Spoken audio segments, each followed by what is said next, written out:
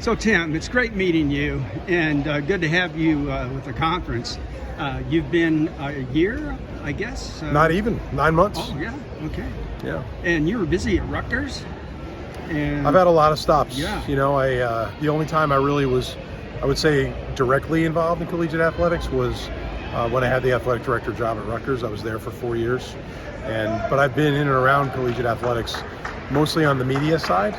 And when this opportunity came up, it was kind of like, this is really interesting, exciting. It's a challenging time in collegiate athletics. It just felt right, and also something that I hadn't done yet. So for me, I've always been intrigued by the things that I don't know as much about. But this has certainly been a learning experience the first 9 months. What value does track and field bring to the conference? I think every sport is the same in my mind in that you have to focus on delivering a great experience as a conference. And it's kind of sad in a lot of ways, right? Because all everybody talks about is football and basketball to some extent. And at the end of the day, we're trying to deliver the same top tier experience for every kid in every sport. We got a sneaky good league in track and field. And I don't hear people talking about it enough, but you know, we've got some elite level athletes in all the events at all the institutions. And you know, the indoor is a great event. The outdoor, we've already started talking about in the future where we're going to take it. Like I saw Wichita State's got a great project going on to kind of reimagine their whole track facility, and we've already kind of psychologically lined up the opening of that with the next outdoor championship that they could host. But it's an important sport. Like every sport we have in the conference is important.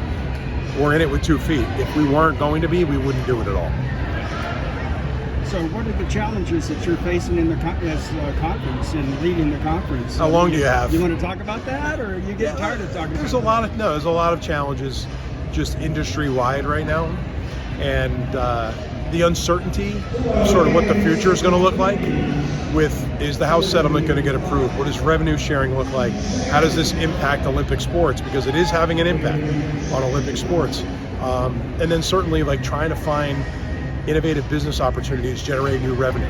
Like, I think the job I have to take on every single day is, all right, how do we figure out how to position ourselves, whether it's a private capital investment or a conference naming rights deal or a jersey patch across the entire league and all the sports.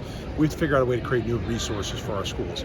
That's a challenge. And as you can imagine, when you've got 15 schools, building consensus is a challenge. Everything's a little different. So who do you think the number one AD in the conference is? I mean, the number one. Oh, you're guy. not going to bait me with that question. You know, I mean, being that this is in Wichita, are you trying to get me to say Kevin Saul? Well, I know what the answer is. I'm just letting you get it out there. Listen, Kevin has been a great partner to me, early on, and I think it's a challenge for Wichita State too, because you're all in, but you don't have football.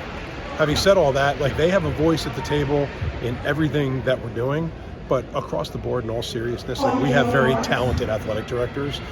We have a few first-time athletic directors. We have some that have experience, that have been around a long time. But the mix of all the different backgrounds makes for a really dynamic room. Like, we give some spirited debate and we have some challenging conversations, but everybody's working in the interest of trying to get the conference to the right place. Great. Well, thank you so much. Appreciate it, Tim. Anytime.